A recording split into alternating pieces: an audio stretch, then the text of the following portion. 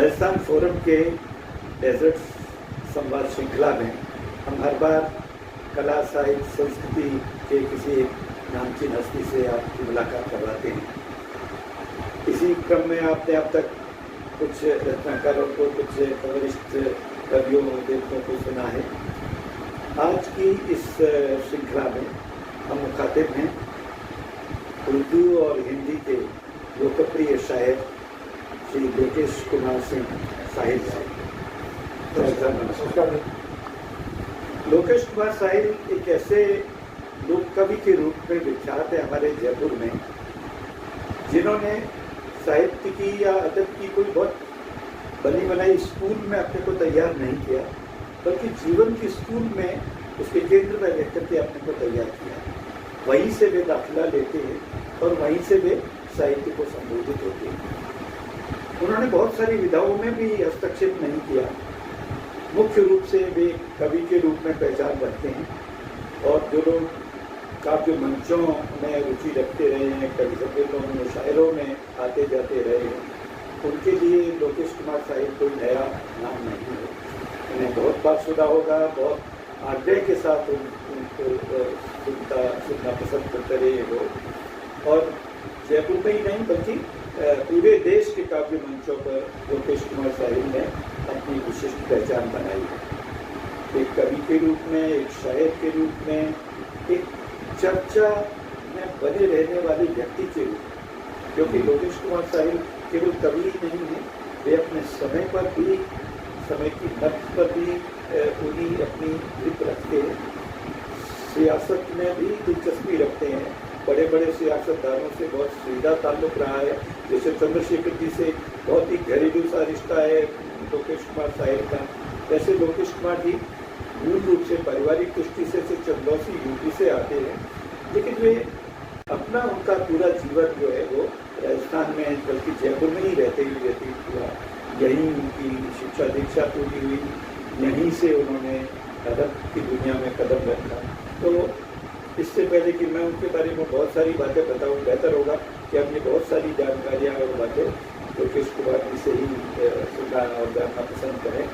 लोकेश जी, सबसे पहले तो जैसा आमतौर पर माना जाता है कि कोई व्यक्ति एक परिवार में, परिवेश में बन करके सामने आता है, क्योंकि कोई दूसरा कोई दीक्षित करके, शिक्षित करके और नहीं भेजता, बल्कि खुद उसमें शिक्षित होता है। मैं आपसे जानना चाहूँगा कि आपका जो बचपन, आप जिस परिवेश में एक पोइट के रूप में, एक व्यक्ति के रूप में विकसित हुए, वो किस तरह का रहा और वो बचपन कैसा था जहाँ से आप अपना अदब की तरफ किया? नहीं जी, आपने मेरे बारे में जो कुछ अभी कहा, मुझे लगता है कि शायद मैं उतना डिजर्व नहीं करता हूँ। आपने बहुत अच्छे अल्फाज में वो पेश किया। जहाँ तक सवाल मेरे बचपन का है, तो मैं एक घोर सामंती परिवार से बिलोंग करता हूँ। अच्छा। फ्यूडल सिस्टम में पला बड़ा हूँ, मेरा बचपन उसी सिस्टम में बीता है। और इस तरह के पुराने सामंती परिवार हुआ करते थे। मेरा परिवार भी लगभग वैसे ही रहा है। और चूँकि जमींदार परिवार से हम लोग रहे, बड़ा ठिकाना हमारे नाम से जुड़ा रहा। वहाँ जिस तरह का उस दौर में माहौल, आप समझ सकते हैं कि किस तरह का रहा हो। घर में बहुत कुछ साहित्य का या अदब का कोई वातावरण नहीं था। हाँ, क्योंकि पुराने ठाकुर हम लोग रहे, तो बालियाँ वगैरह होना, महफिलें होना घरों में, इस तरह की चीज़ें थी। हमारी दादी जो बिल्कुल एक अनपढ़ औरत थी, लेकिन रामचरितमानस उनको कंठस्थ था। और उनके एक शालीग्राम भी उनके ठाकुर जी थे, उनको भोग लगाए बगैर वो खाने की नहीं पीती थी। और इतना भरे कि उसको, उस परिवेश को अगर कहीं आज की किसी साहित्यिक परिवेश से जोड़ा जा सके, तो बहुत कमज़ोर कड़ियाँ हैं। मैं ऐसा मानता हूँ लोकेश जी कि वो जो परिवेश था या वो जो उस तरह का माहौल था, वो एक दी हुई सिचुएशन थी, एक अवस्था थी जिसमें कोई व्यक्ति पैदा होता है, क्योंकि पैदा होना आपके हाथ में नहीं है। वो एक कुदरत की परिस्थिति थी जिसके आप आकार देते हैं। और उसमें एक अच्छा पक्ष ये भी है, उसके दूसरे कमजोर पक्षों के अलावा, कि उसमें आर्ट, कल्चर, संस्कृति, अपनी परंपरा के प्रति एक सम्मान का भाव होता है। ऐसे बहुत सी कला रूप उनके बीच में लोकप्रिय भी होते रहे और उसको संरक्षण भी देते रहे। इवन जो पुराना हमारी व्यवस्था थी उसमें कलाएं बहुत विकसित हुई और खासतौर से जयपुर तो इसके लिए जाना ही जाता है। यहाँ आर्ट कल्चर की खूब कदरदानी करने वाले लोग उस सामूहिक सिस्टम में रहे, इसलिए बहुत सारे विद्वान भी यहाँ पैदा हुए। खुद रविंद्रनाथ ठाकुर एक ठाकुर परिवार से आते थे, लेकिन अगर उनमें संस्कार थे, अदब के साहित्य के संस्कार थे, तो रविंद्रनाथ ठाकुर में क्या है। तो मेरा ख्याल है कि इसमें से आप कौन से पक्ष को चुन करके और उसको अपनी जिंदगी का रास्ता बनाते हैं, ये ज्यादा महत्वपूर्ण है। वो भी है जी। और मैं आपको आपकी बात के एडिशन में एक बात अर्ज करूँ तो मेरा तो बहुत गंभीरता और शिद्दत से मानना रहा है कि डेमोक्रेसी में फाइन आर्ट्स की किसी भी फैकल्टी को वो पैट्रोनेज कभी मिल ही नहीं सकता जो कि राजाओं और नवाबों के दौर में मिला। आज डेमोक्रेसी में कोई हमें ये कहने वाला नहीं मिलेगा कि इसका मुंह मोतियों से भर दिया जाए, लेकिन राजा और नवाबों के दौर में हमने देखा है, सुना है, सुना है कैसे। कम से कम इस तरह की परिस्थिति में कोई कलाकार होता था तो वो अनजान ऐसे ही नहीं चला जीवन यापन का संकट नहीं था, हाँ, उसका कोई आधार बनता था। बिल्कुल। और उनके नाम से आज भी इस तरह के संस्थान भी बने हुए जो उनकी इज्जत को बनाए, वो सारा संरक्षण उन्हीं परिवारों ने दिया। अच्छा ये बताइए, ये जो चंदौसी से आपका जो परिवार का ताल्लुक रहा है, वहाँ से आप राजस्थान में कैसे आए? बात मेरे पिताजी एक्चुअली सेंट्रल एक्साइज और कस्टम्स में नौकरी करते थे और उनका सर्विस का जो बड़ा कार्यकाल है वो राजस्थान में भी था। तो बालोतरा भी रहे, बहरोड भी रहे, जयपुर भी रहे, कुछ समय के लिए पालनपुर भी रहे। तो चूँकि वो यहाँ थे, जाहिर हम लोग भी यहीं होना चाहिए। तो मेरी तो पैदाइश भी सांभर जिले की है, सांभर कस्बे की है और पढ़ाई लिखाई सब जयपुर की है। BSc और फिर LLB मैंने सब जयपुर से किया। अच्छा, तो फिर आपका मतलब लिटरेचर से उस तरह का जो फॉर्मल एजुकेशन में कोई रिलेशन नहीं रहा, तो कोई रिलेशन। फिर आपका मतलब वो भी अदब में भी उर्दू में आपने दिलचस्पी ली और पोइट्री में, कविता में आप आए, क्योंकि कविता तो वैसे भी थोड़ी सी अच्छी खासी तैयारी मांगती है। हालांकि ठीक है, हम बहुत सारी सुन करके और दूसरे जो माध्यम है उनसे भी सीखते समझते हैं, लेकिन कैसे तैयार किया? मेरा मामला बिल्कुल उलट है। उर्दू मुझे आज भी नहीं आती, लिपि में नहीं जानता हूँ। उर्दू जो रसूल खत है उसको मैं नहीं जानता हूँ, और इस हिंदी उर्दू के झगड़े में भी मैं कभी नहीं पढ़ा। तो इसमें मुझे गांधी जी बहुत आइडियल लगते हैं, जिन्होंने कहा था कि हिंदुस्तानी ज़बान जो है वो काम में ले जानी चाहिए। और मुझे लगता है कि हम जितनी भी बातें करते हैं दिन से सुबह से शाम तक का हमारा जो जीवन है उसमें इस तरीके से रची बसी है उर्दू और हिंदी साथ साथ, उनको अलग करना बहुत मुश्किल है। तो मैं कभी ये तय नहीं कर पाता हूँ कि मैं उर्दू में लिखता हूँ कि मैं हिंदी में लिखता हूँ। जाहिर है कि मेरे को नागरी लिपि में लिखना आता है और मैं उसी में लिखता हूँ। मेरी सब रचनाओं को, मेरी गज़लें भी नागरी में है, उर्दू लिपि में जानता नहीं, और बाकी जितने रचनाएँ हैं वो सभी उसी में ही। लेकिन हाँ, मैं अपने बारे में ये कहूँ कि मेरा साहित्य से कोई बड़ा जुड़ाव रहा है या कि मैंने भाषा और साहित्य को पढ़ा है, तो ये बात बिल्कुल गलत है। लिटरेचर को मैंने बिल्कुल नहीं पढ़ा, लैंग्वेज को मैंने बिल्कुल नहीं पढ़ा, कविता के किसी शास्त्र के बारे में मुझे बहुत जानकारी नहीं है। मैं गज़लें लिखता हूँ, लेकिन आज भी अगर उनकी बहरों पे अगर कोई बात करनी पड़ जाए मुझे, तो मुझे बहुत कमज़ोरी महसूस होती है। आई कांट एक्सप्लेन इट कि ये कौन सी बहर है या इस बहर का अगर कोई दोष है तो वो कैसे ठीक होगा। उसमें मेरे मित्र हैं फारूक इंजीनियर और आदिल, ये सब लोग, नीरज गोस्वामी वगैरह। कहीं मैं अटक जाता हूँ कहीं बहर के किसी मामले में, तो मैं इनको फ़ोन करता हूँ, तो उनसे पूछता हूँ कि यार बताओ इसमें मुझे कुछ अड़चन महसूस हो रही है, और वो मुझे सुधारते हैं इस मामले में। तो शास्त्र को लेकर के मैं बहुत जानता नहीं हूँ।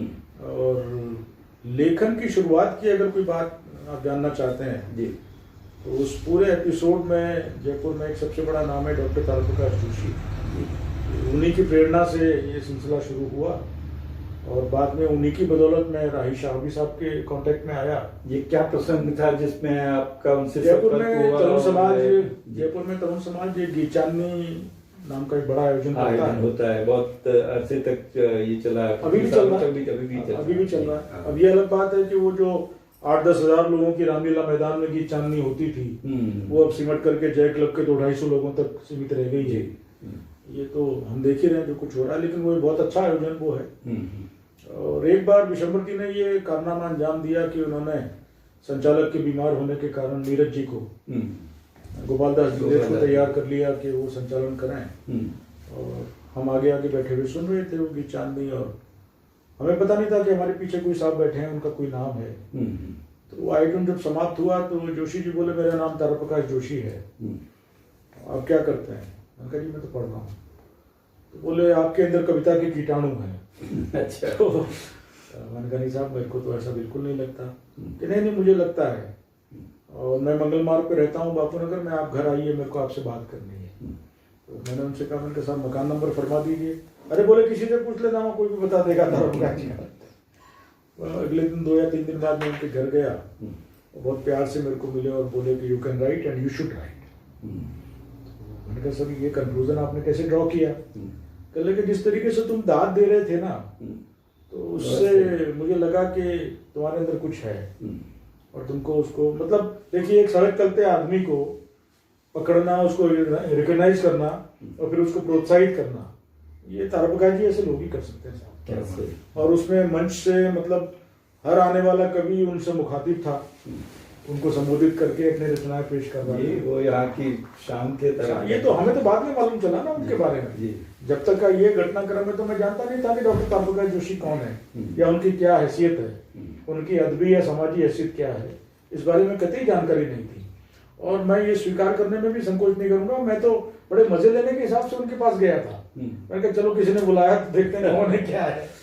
वैसे साहिल साहब ये बात सही है कि जो हमारी जो ये औपचारिक पढ़ाई है ना, खासतौर से जो 12वीं तक की पढ़ाई है, वो भाषा के बारे में तो एक विद्यार्थी को अच्छा खासा तैयार कर ही देती है जी, क्योंकि वर्तनी का प्रयोग करना वो सिखा देती है। हिंदी, अंग्रेजी, उर्दू, अगर थोड़ी सी दिलचस्पी, उर्दू का मतलब भले ही आप लिपि न जानते हो, लेकिन वो हमारे जीवन व्यवहार में इतनी रसी बसी है भाषा कि वो हिंदुस्तानी रूप में ही बोलचाल की भाषा का हिस्सा हो गई।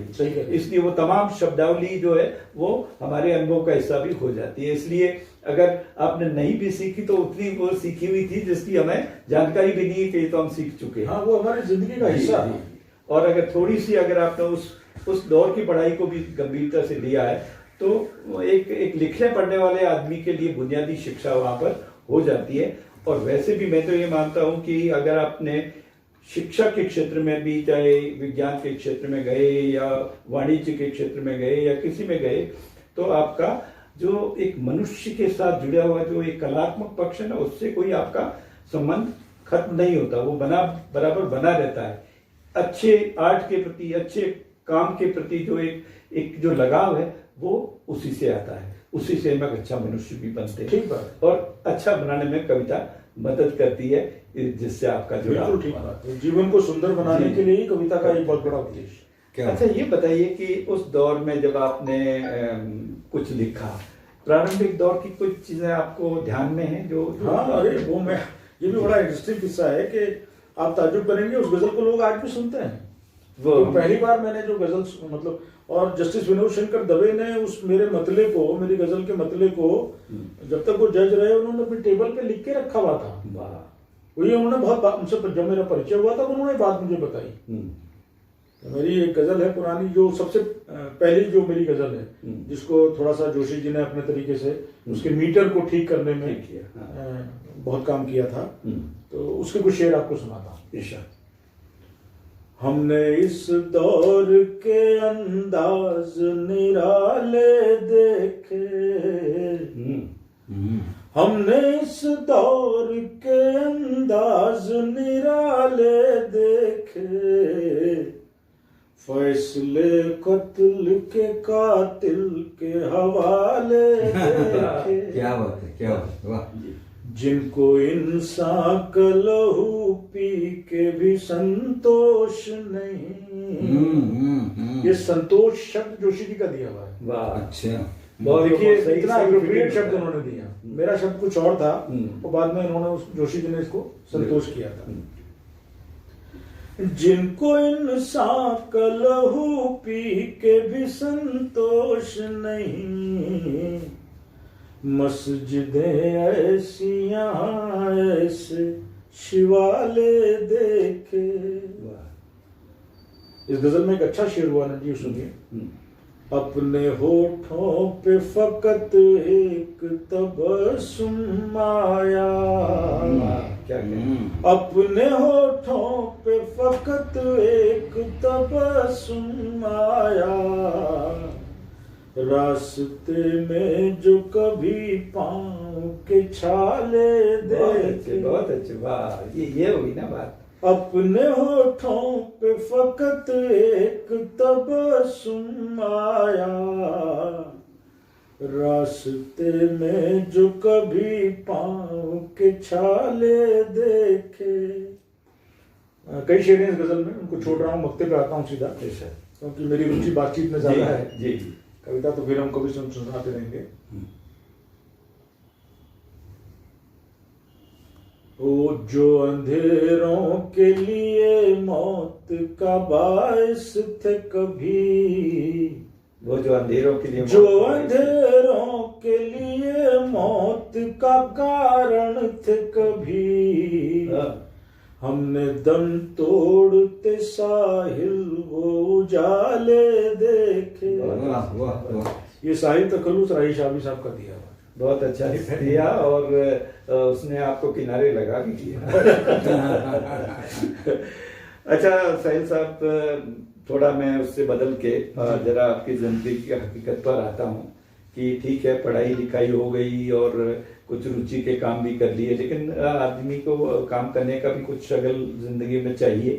तो वो किस तरह का काम आपने अपने जिम्मे चुना और उसमें किस तरह से आगे काम करने के मौके अनुभव आपके हुए, थोड़ा उस तरफ यहाँ। हाँ, ये बड़ी रोचक बात है साहब। हुआ क्या कि मेरे मदर फादर का एक्सीडेंट हो गया था एक। अच्छा। तो एसएमएस में भर्ती थे पिताजी और मदर दोनों। पिताजी ऑर्थोपेडिक्स के पेशेंट थे, तो वो ग्राउंड फ्लोर पे थे, और मदर न्यूरो की पेशेंट थी, हेड इंजरी थी उनकी। जी। तो वो तीसरे माले पे थी वहाँ पर। तो तब तक हमारी शादी वादी भी हुई नहीं थी। तो हम दो ही भाई हैं। छोटा भाई मेरे से विकास जो है वो 9 साल छोटा है मेरे से। तो चूंकि रिश्तेदार कोई रास्ता में हमारा है नहीं, तो वो दूध ब्रेड 3-4 दिन हो गए थे खाते हुए। तो मेरे ससुर जो हैं देवी सिंह जी नरूका साहब, वो अलवर से, वो भी पिताजी के महकमे में थे, वो भी सेंट्रल कस्टम्स में थे। जी। पिताजी को अस्पताल में तबीयत पूछने के लिए वो आए थे।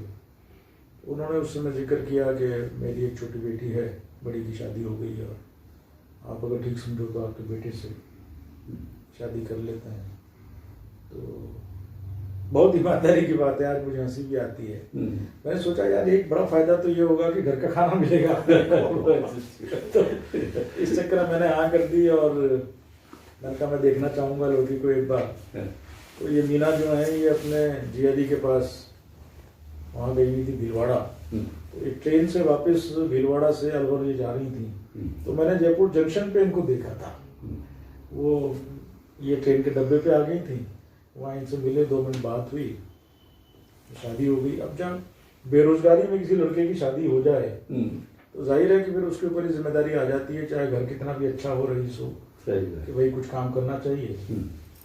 तो थोड़े दिन पहले किसी फाइनेंस कंपनी में हमने काम किया था, फिर उसके एमडी की डेथ हो गई, तो उसके बाद वो कंपनी उनकी मैडम संभाल नहीं पाई, वो कंपनी बंद हो गई थी। अच्छा। तो उस कंपनी के जो मेरे सीनियर लोग थे 4-5, हम सब बेरोजगार थे, तो वो मेरे पास आए मेरी शादी के बाद, और कहने लगे कि लोकेश एक कंपनी शुरू करते हैं। मैंने कहा देखो भाई, मेरे को इसके बारे में बहुत जानकारी है नहीं, वहाँ भी जो मैं काम करता था वो सीधा फील्ड का काम नहीं था, मैं उस तरीके से नहीं कर पाऊंगा काम को। तो उन्होंने कहा, उस कंपनी के जो मेरे तमाम सीनियर्स थे, उन्होंने कहा कि हमारी तो एक शर्त है, काम वाम तो हम सब कर लेंगे सारा, कि एमडी बन के तुम बैठोगे, अगर तुम तैयार हो इस बात के लिए तो काम हम संभाल लेंगे सारा। तो जी मेरे को मेरी शादी में जो 21, 51, 101 के जो लिफाफे मिले थे, वो करीब 32,500 रुपये तो मेरे पास थे। तो उससे मैंने कंपनी रजिस्टर कराई और कंपनी शुरू हो। तो ऐसे करके मैं अपने खानदान में पहला आदमी हूँ जो व्यापार। तो किस तरह का काम था ये? एक नॉन बैंकिंग फाइनेंस कंपनी थी। ओके। तो जिसमें हम पब्लिक डिपॉजिट लेते थे और लोन्स देते थे। ओके। वो काम हमने शुरू किया था। बाद में वो काम बहुत बड़ा, फिर हमारा अपना बैंक भी हुआ, वो बहुत सारी उसकी विंग्स भी रही। आपने एक अखबार भी निकाला, हमने 3 अखबार निकाले थे। अच्छा। उनकी क्या पृष्ठभूमि है? बस वो मास्टर रामचंद्र अनुप्रासी जो थे, वो हमारे साथ जुड़े हुए थे, पुराने समाजवादी नेता थे शहर के। और उस समय के राजनेता भी कैसे होते थे आप देखिए कि जब 1977 में जनता पार्टी की सरकार बनी, तो उसके पहले जब जनता पार्टी की टिकटों का बंटवारा हो रहा था, तो ये जो विधानसभा क्षेत्र आज आदर्श नगर कहलाता है, ये उस समय जयपुर ग्रामीण कहलाता था। अच्छा। तो वो टिकट भैरव सिंह जी ने ऑफर किया मठ साहब को, रामचंद्र जी को। उन्होंने कहा नहीं मेरे को तो छोड़ो, आप तो उजला जी को दे दो। 77 में जयपुर ग्रामीण से वो एमएलए हो गई। तो ऐसे भी लोग थे, तो हम उनको गुरुजी कहते थे मठ साहब को। गुरुजी के संपर्क में हम लोग थे, तो उनका कोई बहुत लगा बंदा काम नहीं था, पैसों के लिए परेशान से रहते थे अक्सर।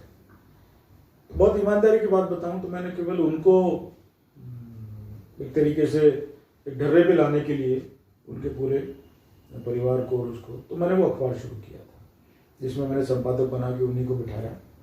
और फिर जब उनकी डेथ हो गई तो फिर डॉक्टर भगवत सिंह चतुर्वेदी ने उस अखबार को संभाला। अच्छे पोइट थे बहुत शानदार, बहुत अच्छे, हिंदी, उर्दू, ब्रज, संस्कृत, अंग्रेजी, मतलब जिस आदमी ने 235 से अधिक किताबें, जिसकी छपी हुई किताबें हों, तो जाहिर है कि वो बड़े लिखाड़ किस्म के थे। इसका मतलब लोक विकास में साहित्य के लिए भी काफी स्कोप रखा हुआ। मुझे याद है, अगर मैं if I am not wrong, आप भी उसमें छपे हैं, और शायद ही कोई ऐसा बड़ा रचनाकार रहा हो जो उन दिनों उसमें ना छपा हो।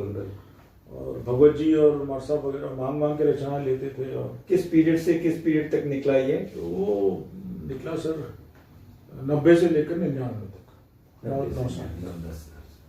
उसका नाम था लोकार्पण की भी बड़ी विचित्र कहानी है उसकी। भैरव सिंह जी उस समय मुख्यमंत्री हुआ करते थे, राजेंद्र शेखर यहाँ डीजीपी थे। अच्छा। राजस्थान में। तो हमने जब अखबार शुरू करने का मन बनाया तो सूचना केंद्र हमने बुक करा दिया और सब कुछ तय हो गया सारा का सारा। सीएम साहब को आना था, हमको मैसेज आ गया था कि सीएम आ रहे हैं। तो हम गेट पे खड़े हुए थे उनको रिसीव करने के लिए। तो अचानक एक रिक्शे वाला वहां से जा रहा था सामने से, किसी सवारी को छोड़ के आया होगा SMS में। तो एकदम देखिए, मैं इसको केवल ईश्वर प्रदत्त योजना मानता हूँ, मेरा अपना इसमें कोई कंट्रीब्यूशन नहीं है। तो उसको मैंने रोका, मैंने कहा रुको, क्या नाम है तुम्हारा? तो उसने कहा मेरा नाम रसूल खान है। मैंने कहा कब से रिक्शा चला रहे हो? कहने लगा 18 साल से। तो उसके पैर में पट्टी बंधी हुई थी। अच्छा। तो मैंने कहा यार ये तो पैर में तो तुम्हारी पट्टी बंधी हुई है, तो तकलीफ नहीं होती? साइकिल रिक्शा था। तो वो रसूल खान ने मुझे जवाब दिया कि बाबूजी रिक्शा पैर से नहीं पेट से चलता है। वाह। तो वो बात मुझे उसकी इतनी अपील की, मैंने कहा रुको मियां, तुम कहाँ जा रहे हो? बोले साहब मैं तो कहीं छाया में जाके खड़ा हूँगा, फिर कोई सवारी मिलेगी तो उसको छोड़ना है। मैंने कहा है ना समय, कहीं मधेरे तो नहीं हो? उन्होंने कहा नहीं। मैंने कहा रुको तुम। और मैंने अपना लड़का MI रोड खादी बंदर पे भेजा। मैंने कहा खादी का एक नया कुर्ता पजामा लेके आओ तो। और वो रसूल खान को मैंने रोक करके उसको डायस पे बिठाया और एक तरफ भैरव सिंह जी बैठे हैं, एक तरफ डीजीपी राजेंद्र शेखर बैठे हैं। कार्यक्रम की अध्यक्षता की थी गुरु कमलाकर कमल ने। अच्छा। तो वो बैठे हैं सामने, साई सदावर्त वाले, उनकी अध्यक्षता थी। और उन सबके बीच में मैंने रसूल खान को बिठाया। भैरव सिंह जी से मैंने मंच पे किसी अतिथि को माला नहीं पहनाई, भैरव सिंह जी से रसूल खान को माला पहनवाई। उनको कहा इसको पैसे दो 11,000 रुपये। कहने लगे 1100 से काम नहीं चलेगा। मैंने कहा नहीं, 11,000 रुपये देने पड़ेंगे आपको। मैं किस बात के दूं? मैंने कहा मुख्यमंत्री हो। खैर भैरव सिंह जी का बड़प्पन, वो देव के पीछे था उनका दिए। भैरव सिंह जी खुद की बात तो पैसे वैसे थे नहीं, तो उन्होंने देवकी को कहा तो देवकी पैसे वैसे हैं क्या कुछ? वो देवकी नंदन गुप्ता ने निकाल करके वो 11,000 रुपये दिए और वो उन्होंने दिए। तो मैंने इस अखबार की शुरुआत उस तरीके से कराई, रिक्शे वाले से लोकार्पण कराया, इनमें से किसी से नहीं कराया। ये जो जिस ठाकुर परिवार से आप आए हैं ना, उसकी सबसे बेहतरीन परिणति जो है वो यहाँ आकर हुई कि आपने उस श्रमिक का ये सम्मान नहीं, उसकी बात को मुझे बहुत, उसने कहा बाबूजी रिक्शा पैर से नहीं पेट से चलता है। बहुत बड़ी बात है। शौक मैं क्या कह रहा है यार ये मतलब ये तो अदब की लाइन है, ये तो लिटरेचर की लाइन है। ये तो जो एक सामान्य रिक्शा वाला बोल गया, मुझे अपील करके वो जो आप आगे मैं आपसे बात करूंगा ना छंद वगैरह की, लेकिन पोइट्री कहाँ से आती है? वो यहाँ से आती है। जी जी जी। तो आपने बहुत सही ढंग से मतलब की दुनिया में कदम रखा था, इस लिहाज से मैं कह सकता हूँ। लेकिन ये बताइए कि इस दुनिया में रहते हुए, इस कारोबारी दुनिया में रहते हुए अदब से, साहित्य से जो तालमेल आपका कैसे बना रहा, मतलब कंटिन्यूटी कैसे बनी रही? क्योंकि मैं इन लोगों के संपर्क में पहले आ गया था, हम्म। जोशी जी के, राही साहब के, इन लोगों के, और कवि सम्मेलन में, गोष्ठियों में, इनमें सब में जाना शुरू हो गया था, मुशायरे में जाते थे, तो मेरी बहुत अच्छी खासी रुचि इसमें डेवलप हो गई। मुझे फिर वो मज़ा आने लगा, वो जो तुक मिलाना था ना, वो मुझे सुख देने लगा है। मुझे लगा यार तो बड़ा इंटरेस्टिंग काम है। अब रहा सवाल कारोबार और बिजनेस का, तो अब जो मैं टिप्पणी करने जा रहा हूँ वो मेरी जिंदगी की एक सच्चाई है जी। कारोबार और व्यापार अपने तनाव भी लेकर के आता है, और व्यापारी को जब तनाव हो तो वो टेंशन में हो, स्ट्रेस में हो, तो उस स्ट्रेस को दूर करने के उसके पास कई तरीके हैं। वो कहीं जाकर के शराब पिए, वो कहीं कुछ और औरतों में उठे बैठे कोई पार्टीबाजी करे, ताश खेले, जुआ खेले, कोई और किसी तरह की हॉबी डेवलप करे। मेरे को मेरे इस लिखने पढ़ने ने उस स्ट्रेस को कम करने में बहुत बड़ा रोल किया। सही। मेरे को जब भी कारोबार में कोई तनाव हुआ जी, तो जो भी झूठा सच्चा मुझे जैसा भी लिखना आता था, कच्चा पक्का, जी, मैंने उसको लिखा तो मेरे को महसूस हुआ कि मेरे स्ट्रेस में कमी आई। क्या बोलते हैं? मेरी जिंदगी में इस चीज का बड़ा भारी रोल रहा है, और आज भी मुझे, मतलब मैं किसी अहंकारवश नहीं कह रहा हूँ इस बात को, बहुत विनम्रता से कह रहा हूँ इस बात को, कि मेरी रचनाएं स्तर में कैसी हैं मुझे पता नहीं, वो अच्छी हैं, बढ़िया हैं, ये मुझे पता नहीं, लेकिन वो सच्ची बहुत है। मेरी रचनाओं में मैं बोलता हूँ अंदर ही अंदर, जहाँ भी आप उसकी जो अंतरधारा है ना मेरी रचनाओं की, मैं अधिकांश बार अपनी खुद की बात करता हूँ, लेकिन चूंकि वो आप बीती को जगबीती बनाना भी एक कला है, और जगबीती को आप बीती बनाना भी एक हुनर है, तो उसमें जरूर उस पैरामीटर में आप उसको ला सकते हैं। लेकिन मेरी अधिकांश रचनाओं में आपको वही सब देखने को मिलेगा जो कि मेरे साथ घटा है, मैंने भोगा है, और वो यथार्थ के काफी नजदीक है। आप ही का एक बद्देशर शेर है जी, देखते देखते टूटता आदमी, पेट की आग में जूझता आदमी, मजहबी बंधनों में कुछ ऐसा बंधा, आदमी से अलग छूटता आदमी। जी, यानी जिस आदमी की पीड़ा को आपने अभी अभी बयान किया, उस आदमी से आपका जो गहरा रिश्ता बना है ना साहिब जी, वो मुझे लगता है इसी तरह की परिस्थितियों में बना है, या कम से कम उन परिस्थितियों को आप एक जिस्मानी तौर पर महसूस कर सके कि हम किस तरह के दौर में से गुजर रहे हैं। आप सही कह रहे हैं, और जिस फ्यूडल बैकग्राउंड से मैं हूँ नंद जी, वहाँ मतलब विपरीत होते हुए भी चीज़ों के हिंदू मुसलमान का फर्क क्या होता है ये हमने कभी महसूस नहीं किया। सही। धार्मिक आधार पे आदमी में कैसे भेद होता है, ये मतलब हमारी तरबियत उस तरीके से कभी नहीं हुई। सही है। हाँ, कुछ जातिवादी संस्कार जरूर उस समय के हमारी पारिवारिक पृष्ठभूमि में रहे हैं, जो कि उस समय के समाज के अनुकूल थे। समाज उस समय वैसे ही चलता था, और बहुत अच्छा नहीं कहता हूँ मैं उन सब चीज़ों को, बहुत अच्छी चीज़ें नहीं थी, लेकिन था वो उस समय का परिपाटी तौर तरीके थे अपने। आपने ज्यादातर एक रचनाकार के रूप में, एक कवि के रूप में, शायर के रूप में काव्य मंचों पर ही शुरू में ज़्यादा ध्यान दिया, उसी के माध्यम से अपनी जो शायरी या आपकी जो कला थी उसको आपने एक स्पेस बनाया उसके लिए। थोड़ा उस समय के माहौल के बारे में भी बताएं, वो जो काव्य मंचों का, मुशायरों का था, और वो कैसे आपकी दृष्टि में विकसित हुआ, या उसमें कुछ कमी कमजोरियां आई? नंद जी, जब मैंने शुरुआत की थी मंचों पर जाने की, तो उस समय वो आदमी मंच पर चढ़ने से डरता था जिसके पास कविता नहीं थी। आज वो आदमी मंच पर चढ़ने से डरता है जिसके पास कविता है। वाह जी, कितना फर्क आया। वाह, क्या बात। कवि सम्मेलन खास करके हिंदी की वाचिक परंपरा का जो मंच है, उसका इतना बिगाड़ खाता हुआ है, और उसका कारण है कि पहले जो टीम बनती थी कवियों की, उसमें अगर 12-15 टोटल टीम होती थी, तो उसमें 1 या 2 लोग बतौर चटनी हास्य रंग वाले होते थे। आज सीन बिल्कुल उल्टा है।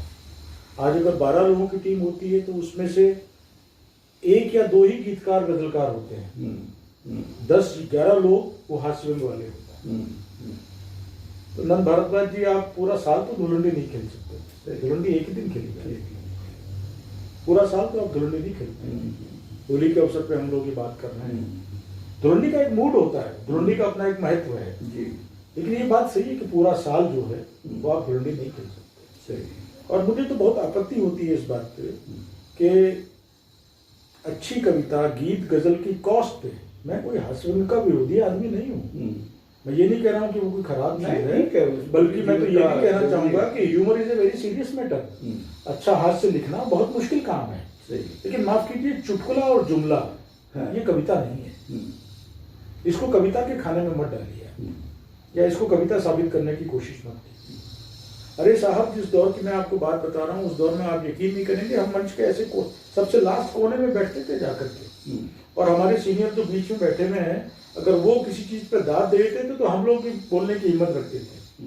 आज मैं देखता हूँ कल का लौंडा आता है दर्जी के पड़ोस में बैठता है आकर के अकड़ करके, इसको कुछ पता नहीं। पहले कवि सम्मेलन मुशायरे सिखाते थे लोगों को, उठने बैठने का संस्कार सिखाते थे, कैसे बोला बतियाया जाता है ये सिखाया जाता था। और कवि सम्मेलन मुशायरा जब खत्म होता था तो सुनने वाला वहां से कुछ लेके आता था, आज की तरह खाली हाथ नहीं आता था। ये बहुत बड़ा अंतर है। मुशायरे में अभी थोड़ी तमीज है क्योंकि वहां हास्य रस वालों का ऐसा बोलबाला नहीं है, लेकिन माफ कीजिए हिंदी की वाचिक परंपरा का मंच, और मैंने तो नीरज जी को कहा इस बात को, ये राजस्थान पत्रिका का कवि सम्मेलन था भोपाल में, हम लोग वहां थे, तो जब कवि सम्मेलन समाप्त हो गया तो उन दिनों में दोहे गा करके पढ़ा करता था मैं, और जिस धुन में आज देश के बड़े बड़े दोहाकार पढ़ रहे हैं वो धुन मैंने ही एक्चुअली कंपोज की थी दोहे के लिए, उसमें पढ़ा करता था मैं। तो नीरज जी ने कहा लाला तुम मेरे से मिलना सोने से पहले, तो वो मुझे लाला कहते थे। तो मैं गया कमरे में, तो उनकी मैनोशी चल रही थी, उन्हें पता था मैं पीता नहीं हूँ, तो उन्होंने मेरे लिए कोल्ड ड्रिंक मंगाया, कहने लगे लाला ऐसा है कि एक तो आज के बाद तुम दोहे गा करके मत पढ़ना। मैंने कहा क्यों? बोले नहीं ये दोहा जो है ना ये गा के पढ़ा जाने वाला छंद नहीं है, इसको बिना गाए पढ़ो। ठीक है। एक मेरे गीत में उन्होंने कुछ तरमीम कराई कि इसको ऐसे नहीं ऐसे पढ़ो, तो चूंकि बहुत लाड़ करते थे मेरे से, और मेरी जो पहली किताब आई थी 96 में उसकी भूमिका भी उन्होंने लिखी थी और चंचेगढ़ ने लिखी थी, तो थोड़ा मुंह लगे थे हम उनके, तो मैंने कहा ये अवसर ठीक है, इस समय पूरे होश में भी नहीं है ये, तो ये सही सही बोलेंगे। तो मैंने कहा दादा एक बात बताओ, ये कविता का मंच इतना खराब जो हो गया, इसमें आप किसको दोषी मानते हो सबसे ज्यादा? तो कहने लगे भैया आप क्या बताएं, बदल गया, अब तो समय ही बदल गया भैया पूरा। तो मैंने कहा मैं कुछ बोलूं? कहना हाँ बोलो। मैंने कहा इसमें एक आदमी सबसे बड़ा गुनाहगार है। तो वो थोड़े से अटेंटिव हुए, कहने लगे वो कौन लाला? मैंने कहा उस आदमी का नाम है गोपाल दास नीरज। तो नीरज जी जब अदलेटे थे बिस्तर पे एकदम लुंगी उंगी ठीक करके अटेंटिव होके बैठे, हमने क्या कर दिया भैया, हम कैसे गुनाहगार रह गए? मैंने कहा आप देखो बुरा तो मानना मत दादा, जो मेरे मन की है वो कह रहा हूँ। कहने लगा हाँ कहो तुम। मैंने कहा जिस दिन रामरेख मंडर ने विमलेश जी से झगड़ा किया शराब के नशे में, और उन्होंने चुनौती पूर्वक कहा विमलेश जी को कि मैं देखता हूँ आज के बाद तुमको मंच कैसे मिलते हैं, और फिर विमलेश जी की बिल्कुल कॉपी करा करके हरियाणा से एक लड़के को लाए, तो ऐसे ही बोलता था 4 लाइना सुना रहा हूँ, और उसको खड़ा किया गया विमलेश जी को खत्म करने के लिए, सुरेंद्र शर्मा जी को जी। और वो जब मंच पे आए, उस मंच पे आप बैठे हुए थे। उस दिन अगर आप टोक देते ना कि सुरेंद्र ये तुम पढ़ रहे हो ना, ये कविता नहीं, तो ये इतना बिगाड़ खत्म नहीं। नंद जी कुछ नहीं बोले, नीरज जी चुप हो गए, सही कोई जवाब नहीं था। फिर भी साहिल साहब उस मंच ने राजस्थान की ही वजह में बात करूं तो बहुत सारे अच्छे पोइट्स दिए मंच से, और जिन्होंने मंच पर अपनी पहचान भी बनाई।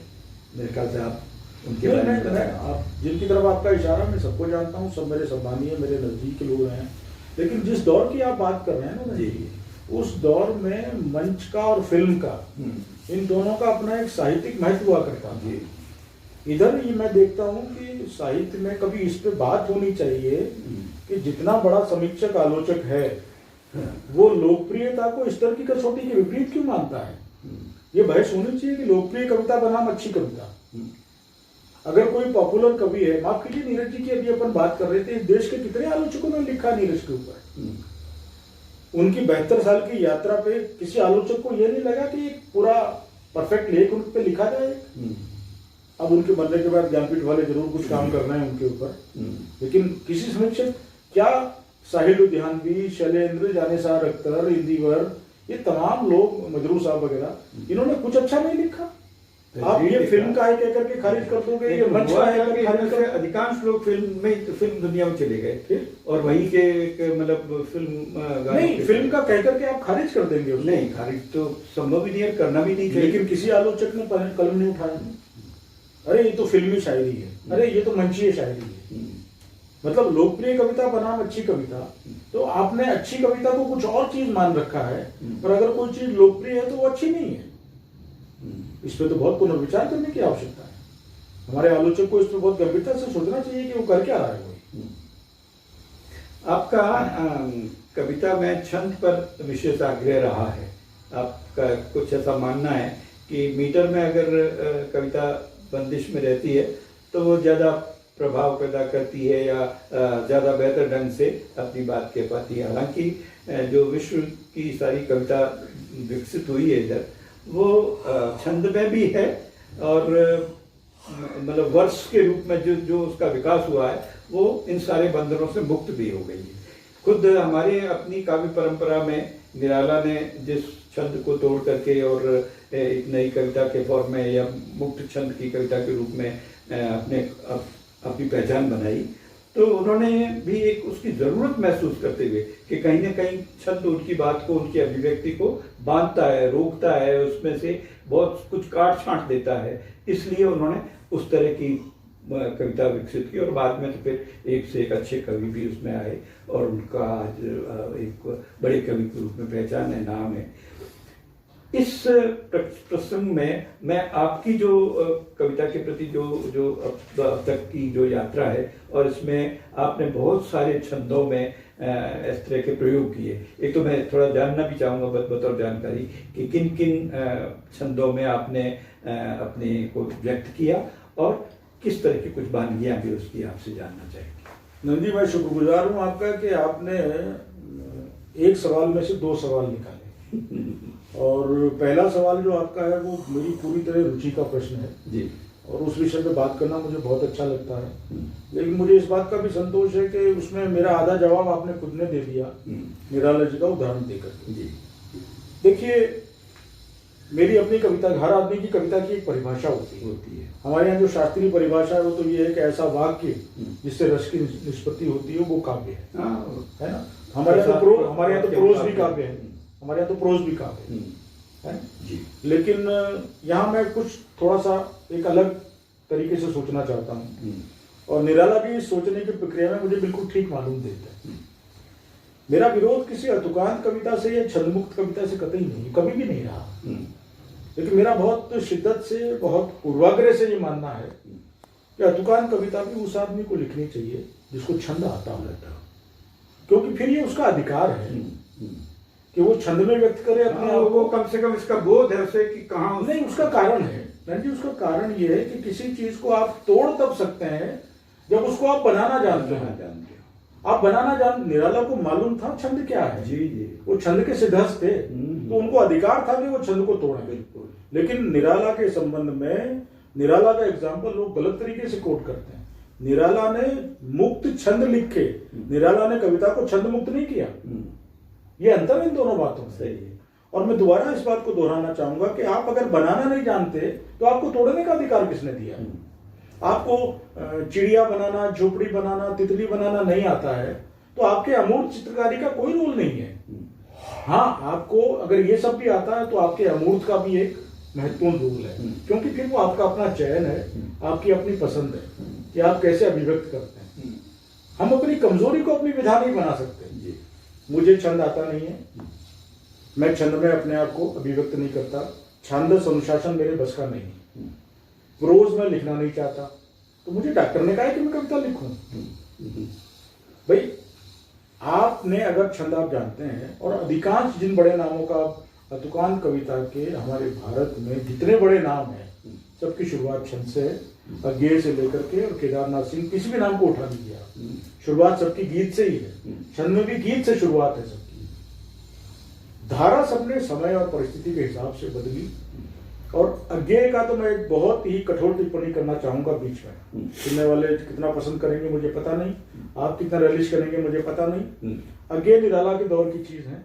निराला और निराला के समकालीन जो बड़े गीतकार, बड़े कवि थे, अज्ञेय की शुरुआत भी गीत से हुई है। लेकिन अज्ञेय चूंकि होशियार आदमी थे, वो इस बात को समझ गए थे कि उनकी गीतों का वो असर, वो स्तर नहीं है जो कि इन तमाम लोगों का है। और उस समय पश्चिम में एक पूरी धारा भी बह रही थी। उन्होंने तुरंत उस धारा को पकड़ा, लीक से हटा पूरा मामले को, और अपनी एक नई धारा उन्होंने चलाई जिसने कविता का नुकसान अधिक किया, फायदा कम किया। क्योंकि मैं अपनी कमजोरी को अपनी विधा बनाने के पक्ष में नहीं। मेरी अपनी परिभाषा जो है कविता की, वो है अनुभूति का लयात्मक संप्रेषण। अनुभूति का लयात्मक संप्रेषण।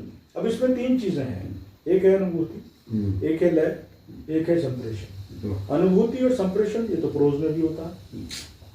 मुगले आजम के डायलॉग क्या किसी कविता से कम है? जब पृथ्वीराज कपूर कहते हैं कि तुम हिंदुस्तान के तख्त को एक रक्कासा के पैरों की पाजेब बनाना चाहते हो, तो क्या ये पोइट्री नहीं है? लेकिन हम इसको पोइट्री नहीं कहते, ये संवाद है, ये गद्य का एक टुकड़ा है। मैं इस बात के कभी भी पक्ष में नहीं रहा, ना कभी रहूंगा, कि आपने प्रोज का एक पैराग्राफ लिखा और उसको आपने तोड़ तोड़ करके उसको कविता के रूप में लिखने की कोशिश कर दी।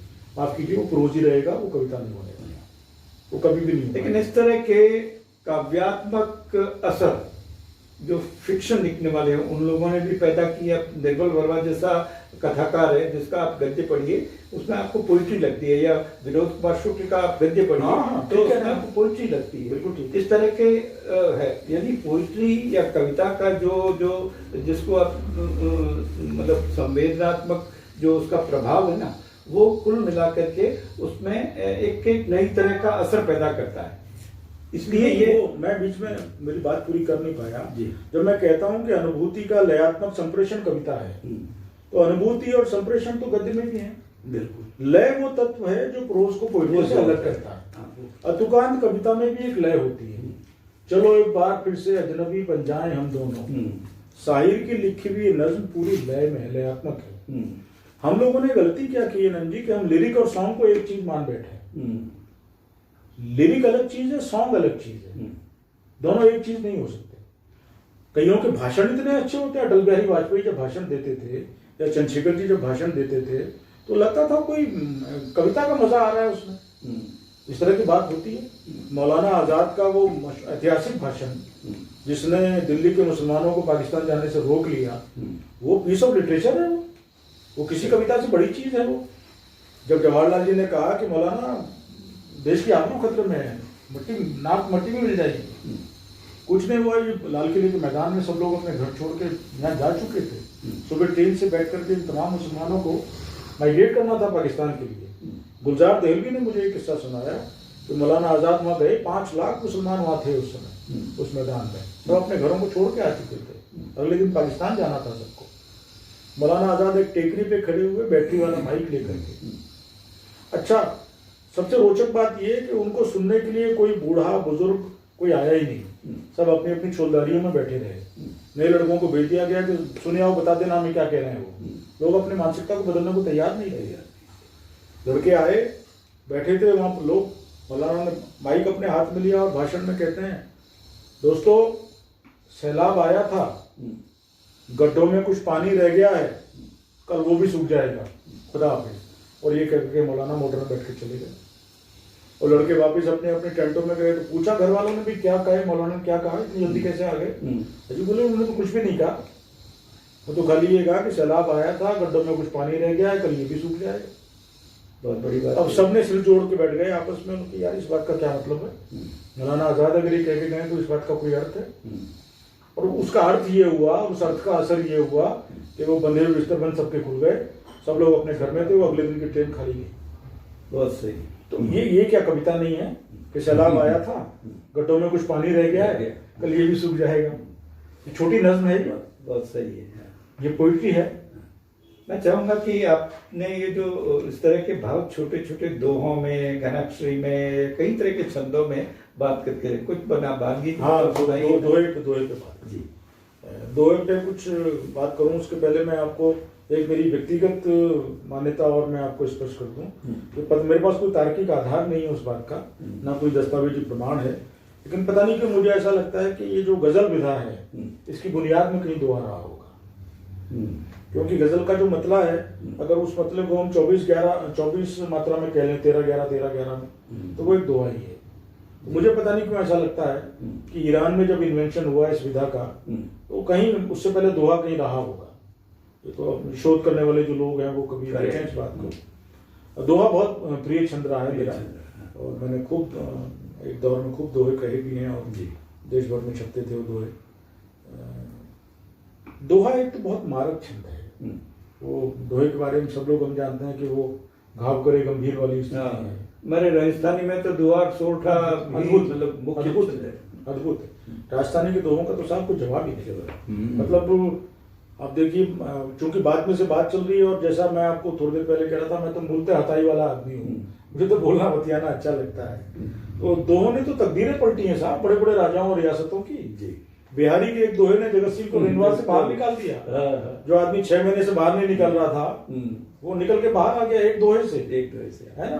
ये राजा मान सिंह फर्स्ट आमेर वाले, ये जब पहुंच गए साउथ तक अकबर के लिए जीतते हुए, तो सामने इन्होंने देखा कि एक बड़ा भूभाग और है ये, तो इसको भी जीत लेते हैं श्रीलंका के लिए। बात बराए पान पर तू पंछी मार। हाँ, तो अब जब लोगों ने कहा कि साहब वो जमीन पे होंगे, हम पानी पे होंगे, ये तो महाराज को इनको समझाए कौन इस बात को। लेकिन फिर एक कवि ने दोहा लिख करके भेजा, और उसमें पलटाया, और वो दोहा ये था, उसका भावार्थ ये था कि जमीन के जिस टुकड़े को आपके पूर्वज दान में देकर के आ गए थे, उसको क्या फिर जीतने जा रहे हो। मान सिंह जी उस दोहे को पढ़ के पलट गए, वरना वो तो लंका पे चढ़ाई करने जा रहे थे। दोहे सुनाता हूं आपको कुछ। एक दोहा मेरा यूं है कि हंसने में ऐसी हुई ये दुनिया तल्लीन, हंसने में ऐसी हुई ये दुनिया तल्लीन, धीरे धीरे हो गए सब संवेदनहीन। हंसने में ऐसी हुई ये दुनिया तल्लीन, धीरे धीरे हो गए सब संवेदनहीन। एक निजी दोहा बिल्कुल कि आंसू को मुस्कान से रोज रहा हूं काट, आंसू को मुस्कान से रोज रहा हूं काट, जाने कैसे हो गया मैं अभिनय सम्राट। आंसू को मुस्कान से रोज रहा हूं काट, जाने कैसे हो गया मैं अभिनय सम्राट। जी एक शब्द से कई बार दोहा बन जाता है। दो दोहे सुनाता हूं आपको। आप कल्पना कीजिए, मतलब इमेजिन कीजिएगा इस दोहे को सुन के कैसा होता तो क्या होता। कान्हा तो सकुचा गए, झुका शर्म से शीश, कान्हा तो सकुचा गए, झुका शर्म से शीश, जिस पल राधा ने उन्हें कहा द्वारिकाधीश। वाह वाह वाह, आप कल्पना करो तो एक बार और, एक बार। कान्हा तो सकुचा गए, बिल्कुल, झुका शर्म से शीश, जिस पल राधा ने उन्हें कहा द्वारिकाधीश। क्या बात है, क्या बात। राधा अगर द्वारिकाधीश कह दे, कान्हा पे क्या बीती होगी। अब इस द्वारकाधीश से दोहा बनता है, और वो दोहा वहां से चलता है द्वापर से, और ये 2021 में आ जाता है। देखिए आप कविता कैसे ट्रेवल कर जाती है कई बार। खड़े सुदामा द्वार पर, जो लोग कहते हैं ना कि कविता में राजनीति नहीं की जा सकती, तो यहाँ एक टिप्पणी करना चाहूंगा लिखने पढ़ने वालों की जमात का होने के नाते कि राजनीति हमारे पैरों की जूती है, साहित्य हमारे सर का ताज है। लेकिन अगर सर का ताज कभी खतरे में हो तो कभी कभी पैरों की जूती को हाथ में लेना चाहिए। आजकल हाथ में ही है। तो यह इस पृष्ठभूमि में दोहे को सुनिए। देखिए पौराणिक संदर्भ कैसे काम आ जाते हैं। मैं कहता हूं कि खड़े सुदामा द्वार पर, असमंजस घनघोर। खड़े सुदामा द्वार पर, असमंजस घनघोर, आज द्वारिकाधीश है कल का माखन चोर। खड़े सुदामा द्वार पर, असमंजस घनघोर, आज द्वारिकाधीश है कल। मनुष्य का मनोविज्ञान देखिए तो, आज द्वारिकाधीश है कल का माखन चोर। और एक आखिरी दोहा आपको सुनाता हूँ इस क्रम का। जी। बहुत बहुत नाजुक सी मूवमेंट को उठाया हुआ है, लेकिन आपको अच्छा लगेगा कि यशोधरा के पग हुए क्षण भर को अवरुद्ध।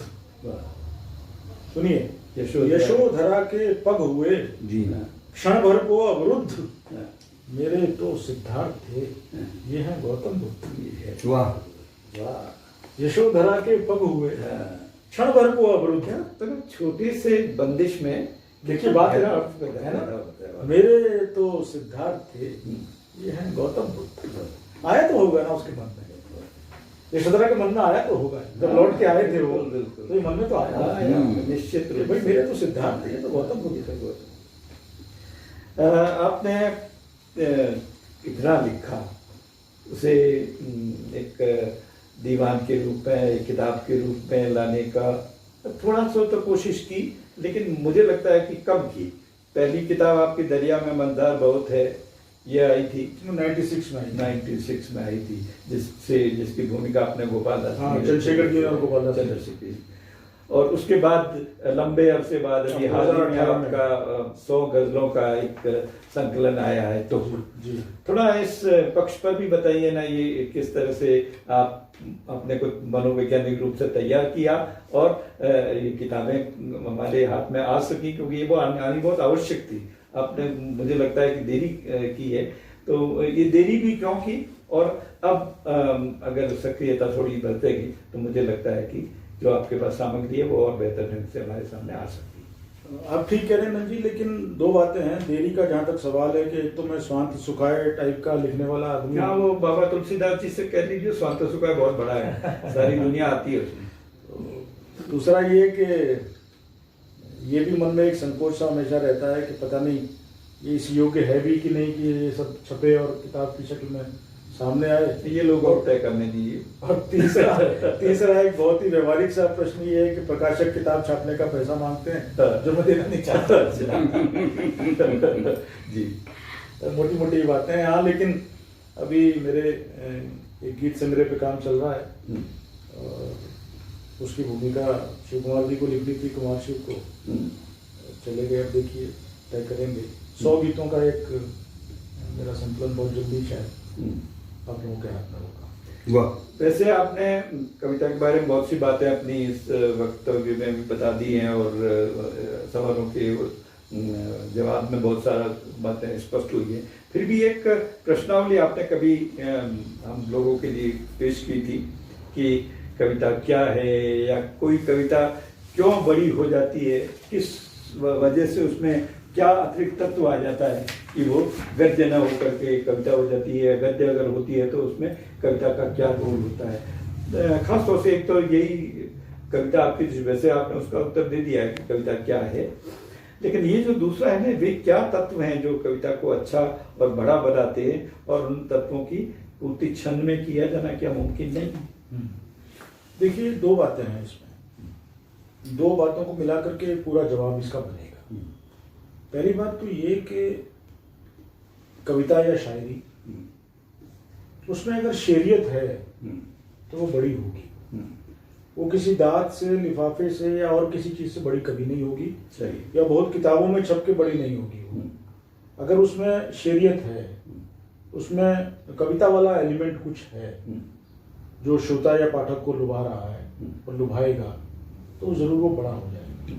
लेकिन एक इसमें पक्ष और है नंद जी, वो है कि जिस काल में आपने वो कविता लिखी है, कई बार ऐसा भी होता है हम लोगों की जिंदगी में कि वो काल, वो परिस्थितियां, वो वातावरण, वो इतना प्रभावकारी हो जाता है अचेतन पर, लाशऊर में, सबकॉन्शियस में, कि वो चीजों को बड़ा कर देता है। हमारे यहाँ दुष्यंत कुमार इसके एक बहुत बड़े उदाहरण हैं। अगर वो तमाम गजलें, साये में धूप की जो गजलें हैं, वो अगर आपातकाल के दौर में नहीं आई होती, या कमलेश्वर ने सारिका का पूरा एक अंक उन पे ना निकाला होता, तो आई डाउट कि दुष्यंत आज दुष्यंत होते। और मैं ये भी जोड़ना चाहूंगा इस बात पे, दुष्यंत का अगर जिक्र चला है, तो कि मैं कवि में नहीं कहूंगा इस बात को, दुष्यंत हिंदी के कवि हैं। दुष्यंत कहाँ तो तय था चरागाह हर एक घर के लिए, कहाँ चिराग मयस्सर नहीं शहर के लिए, ये वाह। हिंदी तो नहीं है। मसलहत आमेज होते हैं सियासत के कदम, ये हिंदी का तो मिश्रण नहीं है। तो अब हम मतलब वो हिंदी में तो नहीं है, गजल की जो एक मतलब मिजाज रहा है उससे बिल्कुल अलग तरह की गजलें हैं उनकी। नहीं, वो पॉलिटिकल करना है साहब, साफ साफ कहिए। हमको कहना चाहिए कि वो साहित्य का सियासत पे बहुत बड़ा दखल है। अगर बाबा नागरजोती कह रहे थे उस समय, इंदु जी क्या हुआ आपको, वो भी अपनी बात कर रहे थे, पूरे देश में लिखने पढ़ने वाले लोग अपनी बात कर रहे थे। लेकिन दुष्यंत जिस फ्लेवर के साथ आते हैं, और कविता को भगवान ने ये तो आशीर्वाद दिया ही है कि किसी का 1 घंटे का भाषण या किसी का 8 पेज का लेख वो काम नहीं करता है जो 1-2 पंक्तियों की कविता कई बार कर जाती है। सरफरोशी की तमन्ना अब हमारे दिल में है, इसने गांधी नेहरू के भाषणों से कम काम नहीं किया है इसने। और बहुत कम लोगों को जानकारी होगी कि ये रामप्रसाद बिस्मिल नहीं है। अधिकांश लोग समझते हैं कि रामप्रसाद बिस्मिल की गजल है। ये एक बिस्मिल अजीमाबादी थे, अच्छा, पटना के पास के, वाह। ये वो बिस्मिल है, क्या रामप्रसाद बिस्मिल नहीं है।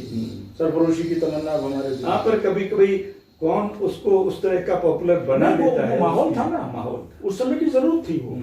जोश मलियाबादी साहब ने उस समय जो नज़में लिखी अपनी ईस्ट इंडिया कंपनी के खिलाफ और ये सब हो, क्या होता है टॉपिकल शायरी के अपने एडवांटेज हैं तो अपने खतरे भी हैं। सही। वो ईस्ट इंडिया कंपनी के खिलाफ लिखी गई नज्म की आज कोई साहित्यिक महत्ता नहीं है, लेकिन उस समय की वो जरूरत थी। 1.5 लाख के मजमे में जोश साहब उसको पढ़ा करते थे, और उसने बड़ा एक आंदोलन चलाने का काम किया उस कविता में। लेकिन चूंकि वो टॉपिकल पोइट्री थी, वो टॉपिक खत्म हुआ तो पोइट्री रह गई, वो पोइट्री मर गई। तो यहाँ फिर वो शेरियत चाहिए हमको, जहां से मैंने अपनी बात शुरू की। जी। आप अपने सामाजिक सरोकारों से और अपने समय से कट के अगर कुछ लिख रहे हैं तो वो भी नहीं रहेगा, लेकिन सामाजिक सरोकार भी है, आपका अपना समय भी उसमें बोल रहा है, प्लस उसमें शेरियत का एलिमेंट भी है, तो कविता बड़ी होगी। एक जो पोइटिक जो एक्सप्रेशन है ना, वो तो होना ये तत्व वो बचा रहना चाहिए। वो होना, जिसको मुक्तिबोध ने कहा था, ज्ञानात्मक संवेदन या संवेदनात्मक ज्ञान। बिल्कुल ठीक बात है। मतलब ज्ञान भी हो तो उसमें भी संवेदना का पुट हो, साहित्य और बिना संवेदना है तो उसमें भी ज्ञान का पुट हो, बिल्कुल तब वो मीनिंगफुल बन बिल्कुल ठीक है। ये सारी पोइट्री के साथ, या इवन मैं तो ये कहता हूँ कि सारी साहित्य की विधाओं के साथ ये बात लागू होती है, क्योंकि कुल मिलाकर के साहित्य की सारी विधाएं एक ही लक्ष्य की तरफ जाती है। मनुष्य के जीवन को बेहतर बनाना उद्देश्य है उनका, सुंदर और बेहतर बनाना। वाह, जी। क्या बात। एक थोड़ी सी आपसे गुजारिश ये भी है जी। कि ये जो राइटर्स को समाज जो सम्मान देता है, मान्यता देता है, महत्व देता है, इस देने की प्रक्रिया पर कई बार कई लोग किस तरह की टिप्पणियां करते हैं। मुझे लगता है कि जीवन की किसी भी क्षेत्र में अगर कोई अच्छा काम कर जाता है तो उसे रिकग्नाइज किया जाता है, सम्मान दिया जाता है। उसको क्यों ना उसी की सीमा में, उसी की मर्यादा में समझा जाए, और उसको ना उससे बड़ा किया जाए, ना उसे छोटा होने दिया जाए। ये जो जैसे आपको मित्र परिषद ने अब आपके काम के लिए 1 लाख का एक महाकवि बिहारी पुरस्कार दिया, तो वो एक सम्मान है, एक आपके प्रति स्नेह व्यक्त किया। इस प्रक्रिया के बारे में आपके क्या विचार है? ये सवाल आपने बहुत अच्छा पूछा, लेकिन चूंकि मैं अपने स्वभाव से, सब जानते हैं कि मेरा क्या स्वभाव है, तो बेला टिप्पणी करूंगा बिल्कुल। नहीं, बिल्कुल वही कीजिए। पहली बात तो ये है कि देश का कोई भी सम्मान, कोई भी पुरस्कार पूरी तरीके से निर्विवाद कभी भी नहीं रहा, नहीं होता, कभी भी नहीं रहा। ऐसा नहीं कि आज के दौर में ही ऐसा रहा, पुराने दौर में भी इस तरह की समस्याएं रही हैं। और मैं और पुराना अगर आपको तो नोबेल पुरस्कार से लेके पद्म पुरस्कार नहीं, और पहले आ जाइए, गालिब और ज़ौक़ तक आ जाइए। जी। क्योंकि वो बहादुर शाह के अपने पसंदीदा उस्ताद थे, ज़ौक़। और गालिब कहते हैं कि बने शाह का मुसाहिब फिरे बिल्कुल बिल्कुल। तो देखिए, लेकिन समाज संरक्षण और सम्मान, रचनाकार को, साहित्यकार को समाज की तरफ से संरक्षण और सम्मान दोनों कैसे मिले, उसको देने का क्या तरीका है जी? सम्मान और पुरस्कार ही एक तरीका है, ठीक है ना। आपत्ति तब होती है नंद जी जब बिहारी पुरस्कार आप देते हैं और किसी छंद वाले को नहीं देते हैं। तो ये जो पूर्वाग्रह है ना, ये पुरस्कार को कंट्रोवर्सी में लाता है। देखिए, एक तो मैं इस बात के बहुत खिलाफ हूं कि कोई रचनाकार खुद अपना आवेदन करे कि साहब मैंने ये तीर मारा है और आप मेरा सम्मान करो, ये अपमानजनक प्रक्रिया है और मेरे जैसे लोग तो इसमें कभी भी शामिल नहीं हो पाएंगे। एक बात। दूसरी बात, पुरस्कार से जुड़ी हुई राशि कभी निर्धारण नहीं कर सकती, वो उसका पैमाना होना भी नहीं चाहिए कि किस पुरस्कार से कितने रुपए की राशि जुड़ी हुई है, वो उसका कोई सरोकार उससे नहीं। और तीसरी बात ये कि जब तक पुरस्कार और सम्मान रहेंगे तब तक कंट्रोवर्सी रहेगी। सही बात है। आप कितना भी जेन्युइन आदमी उठा के ले आइए, उसमें भी ऐप निकालने वाला निकाल देगा। मैं ऑन द रिकॉर्ड कैमरे पे बात कह रहा हूँ कि अगर पूरी तरीके से नियमों में बन के वेद व्यास जी ने पुरस्कार देने का निर्णय किया होता तो डॉक्टर ताराप्रकाश जोशी को साहित्य अकादमी का सम्मान पुरस्कार नहीं मिल सकता, क्योंकि उसमें नियमों में कुछ फ्लॉज थे जिन पे जोशी जी अपनी पुस्तकों और उनकी संख्या के गणित से खरे नहीं उतरते थे। लेकिन क्या वो सम्मान जोशी जी को नहीं मिलना चाहिए? बिल्कुल हकदार थे वो। लेकिन मैं इसके भी खिलाफ हूँ कि मैं अगर पैसे वाला हूँ और मैं अपने पास से ही आपको रुपया दे दूं और कह दूं नंद जी इसका चाहिए 1 लाख रुपए का बना करके आप मुझे दे देना, तो ये भी नहीं होना चाहिए। या मैं अपने जीवित रहते ही अपने नाम पे कोई पुरस्कार शुरू करवा लूं और वो पुरस्कार चले फिर। वो प्रक्रिया जो है वो साफ सुथरी होनी चाहिए, अपनी यथासंभव निष्पक्ष होनी चाहिए और पारदर्शी भी होनी चाहिए। यथासंभव ये जरूरी है, सब तभी उसका सही माने में सम्मान उसके होता है। सर्वग्राह्यता और मैं तो ये कहता हूँ कि ये प्रक्रिया साहित्य में ही नहीं, जीवन के हर क्षेत्र में होनी लागू होनी हर चाहिए। क्षेत्र वो चाहे खेल का हो, चाहे संगीत का हो, चाहे कला का कोई भी फॉर्म हो, सब पर ये बात लागू नहीं। वो साहित्य में, लेकिन इस पे हमको चर्चा इसलिए करनी पड़ जाती है ना कि देखिए साहित्य को लिए जो उर्दू का शब्द है वो है अदब, और राजनीति के लिए जो उर्दू का शब्द है वो है सियासत। अब एक टिप्पणी सुनिए आप मेरी। मैं कहता हूँ मंचों से पहले भी मैंने इस बात को कहा है कि सियासत में तो कोई अदब बचा नहीं है, लेकिन अदब में सियासत को गई है। तो अदब में सियासत करने वाले जो लोग हैं ना, गड़बड़ ये करते हैं। हाँ, पर अब रहेगी वो सियासत खत्म नहीं होगी बल्कि बढ़ेगी।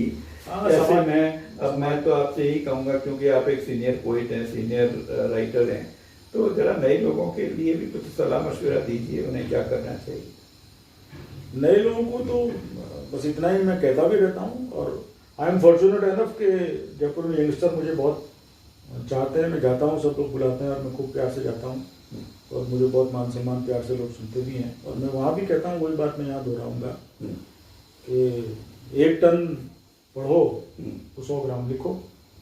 बस एक पहली बात तो ये, और दूसरी बात ये कि लिखने पढ़ने वालों की संगत करो, सोबत करो।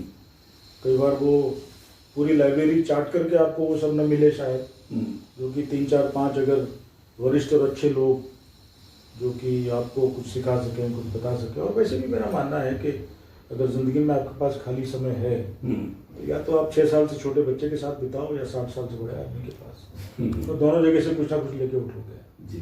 तो यंगस्टर को मेरा यही कहना है कि संवाद पे भरोसा करें। संवाद ही हर चीज़ का उपाय है, उससे हम सीख भी सकते हैं, सिखा भी सकते हैं। और जो कुछ भी कर रहे हैं उसको टेकन फॉर ग्रांटेड ना लें, थोड़ा सीरियसली। बहुत अच्छी बात। तो दोस्तों, आज लोकेश कुमार जी साहिल ने अपने जीवन के अनुभव भी हमसे साझा किए, कविता के बारे में, शायरी के बारे में अपने ख्यालात का इजहार किया और आने वाली जनरेशन के लिए एक बेहतर नसीहत, एक बेहतर राय मशवरा भी अपनी तरफ से दिया।